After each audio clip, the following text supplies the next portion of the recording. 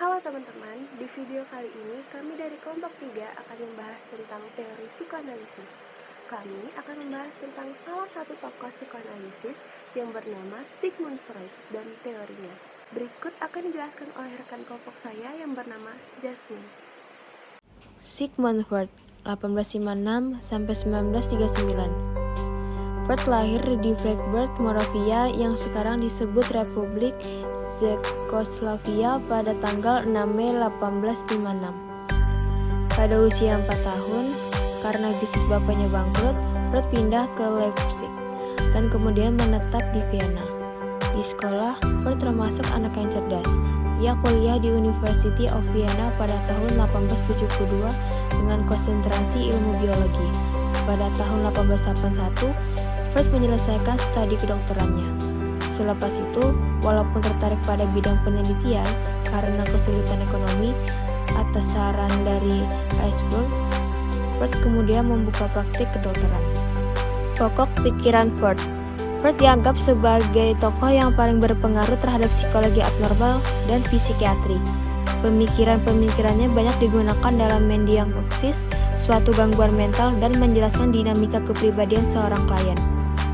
Pemikiran Freud memang dinamis dan berkembang, namun di sini terdapat ada beberapa pokok pikiran yang menjadi karakteristik pemikiran Freud, yaitu Freud mempunyai keyakinan bahwa semua kejadian, termasuk kejadian mental, tidak terjadi secara kebetulan, tapi bersifat deterministik.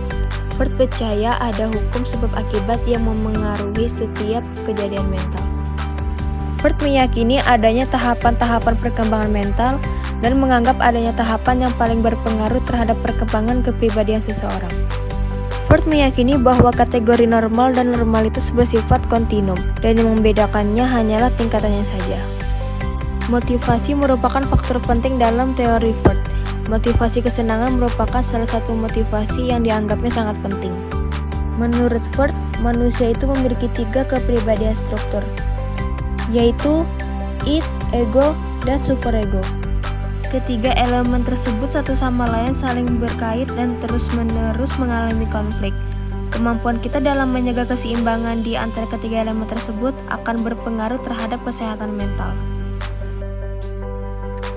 Id ini merupakan salah satu elemen dari sistem kepribadian Freud yang merupakan sumber dari segala dorongan dasar. Dorongan yang bersumber dari id tersebut bersifatnya primitif dan tidak disadari, seperti lapar, haus, dan seks serta selalu berupaya untuk dipenuhi. Jika belum terpenuhi, dorongan tersebut akan selalu berupaya untuk dipenuhi. Id ini dikendalikan oleh prinsip kesenangan. Id selalu mendesak ego untuk memenuhi kebutuhan-kebutuhannya agar mendapatkan kesenangan.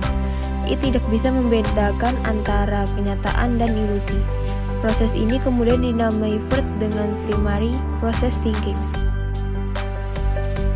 Superego merupakan bagian dari elemen kepribadian yang berisi norma-norma sosial yang sudah terinternalisasikan dalam diri seseorang yang diperoleh dari keluarga ataupun masyarakat. Poinet dan King menjelaskan bahwa superego pun menuntut ego untuk merealisasikan keinginan-keinginannya. Seperti halnya id, tuntutan superego pun kadang tidak realistis, tidak rasional, bahkan tidak mungkin. Yang membedakan id dan superego adalah prinsip yang digunakannya. Jika id menggunakan prinsip kesenangan, superego menggunakan yang sebaliknya, yaitu prinsip kesempurnaan atau morality principle. Tidak heran jika dorongan id dan superego itu selalu bertentangan. Ego merupakan pusat dari kepribadian seseorang. Ego ini menjaga keseimbangan kepribadian dengan memperhatikan dorongan id dan harapan superego. Dengan memperhatikan tuntutan realitas, ego kemudian berusaha mencari solusi dalam mengatasi tuntutan id dan superego melalui kompromi, penundaan, ataupun substitusi. Proses ini kemudian disebut dengan secondary process thinking. Pada secondary process thinking, pemenuhan kebutuhan sudah juga mempertimbangkan realitas yang ada. Secondary process thinking ini juga bisa diakses oleh kesadaran.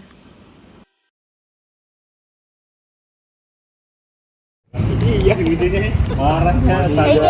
Hai. Halo. Halo juga. Latte. Ya, enggak apa-apa sih Dari kamu. mana? Baru datang juga kamu. Rumah. Apa ini? namanya kritik guys ya. Ini enggak, Pak.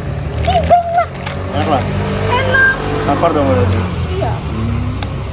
Titip ya, aku mau ke WC bentar. Iya, iya. Ngapain gue Titip, sih? jangan dimakan. Ngapain gue sih? Iya. Berak ya? Iya. Siapa itu? Masa siapa? Tisna, masa nggak tahu bang? Ih, iya, Kak. Dirinya astaga. Skip bro, no comment bro. Nggak tahu lagi sih sama orang kayak gitu. Kacau sih. Apa yang jelasin? Makan ya? Janganlah gila. Kenapa? Punya Ayu. Nggak ada Ayunya juga, nggak ada. Cuk. Mana bisa Ini lah. kan ada Izin dua. dulu lah. Ya, banyak Udah, dua loh. izin aja lo dulu lo. Nggak apa-apa, Ada dia dua loh. masih berak juga. Jangan, Jangan jauh. Jangan Ini gitu makan, lah. ada dua Jangan, loh. jangan gitu lah bro. Jangan gitu loh bro. Ya apa? Nggak bisa gitu bro. Kita harus izin dulu bro kalau makan bro. Ya kan tadi Enggak kan, kan ini ada dua nih. Nah kan Nanti untuk kalau dia nih. kalau ada Ayu nanti kita kasih ini aja dia, kita Kita makan makan. ini. Kan Lapar ini- kan, lapar kan? Enggak. Kamu lapar enggak? Lapar. Lapar enggak? Kamu. Ini kan jangan gitu bro. Kan punya Ayu ini bro. Kita harus izin Sama-sama dulu. kita makan. Masa nggak Katain dimakan? aja nih kita makan. Nah, ya, itu kan Jangan banyak gitu nih. dong. Ini banyak kan? Nggak bisa begitu dong bro. Enak dia coba lado, Cuk. Nah, tadi kan Ayu nitip, Ya. jadi dia bilang tadi jangan dimakan. Jadi kita nggak boleh makan sebelum dia datang dari WC. Terus izin dulu lah kalau Karena Ayu makan. tadi bilang ngasih makan sama kita. Oh, nggak bisa Udah, gitu dia loh. nggak- Astaga, kamu nggak dengar apa dia bilang tadi? Ayo sudah makan. Jangan. Satu aja bukan ada satu. Jangan Banyak lah, gue sini nih. Jangan bro, kamu minum punya aku aja nah bro. Nih. Enggak, ini aku ada. Udah nih. ada, nah. Aku ada. Kamu minum dia. Aku udah haus, aku lapar. lapar Cuk. Jangan gitu lah bro. Aku lapar lo. Sudah. Apa aja nggak gitu bro? Ya buka. Jangan gitu bro. Ini aja nah. Ini nah, mereka mau makan punyamu. Belum apa lo? Orang lapar. Oh, makan aja. Kayak Gusti apa lo aja. kayak apa sih? Nah itu. Makan dah, Kan makan. lebih- Kan tadi harus izin dulu. Iya, lebih sopannya Iya, izin makan gitu juga, loh. makan. Nah, Enggak. Makan. Makan dah. Makan. Makan dah nah. Iya. nah makan lah. Lapar lo. Nyaring betul. Kesimpulannya, psikoanalisis merupakan teori yang dikembangkan oleh Sigmund Freud dalam menganalisis psikologis manusia. Menurutnya, tingkah laku manusia justru didominasi oleh alam bawah sadar yang berisi ID, ego, dan superego. Beberapa karya besar Freud yang banyak mendapat kritik dan tanggapan dari para ahli yaitu teori mimpi dan teori tentang seksualitas. Ketika dihadapkan pada situasi, ego akan mengalami kecemasan. Kecemasan tersebut sebenarnya bersifat biologis yang merupakan mekanisme adaptasi ketika ego tidak lagi sanggup mengatasi situasi. Freud menyatakan bahwa mekanisme pertahanan ego itu adalah mekanisme yang rumit dan banyak macamnya. Ada 7 macam mekanisme pertahanan ego yang menurut Freud umum dijumpai, yaitu represi, sublimasi, proyeksi, displacement, rasionalisasi, pembentukan reaksi, dan regresi. Sekian penjelasan dari kami kelompok 3 mengenai psikoanalisis. Mohon maaf jika ada yang kurang. Wassalamualaikum warahmatullahi wabarakatuh.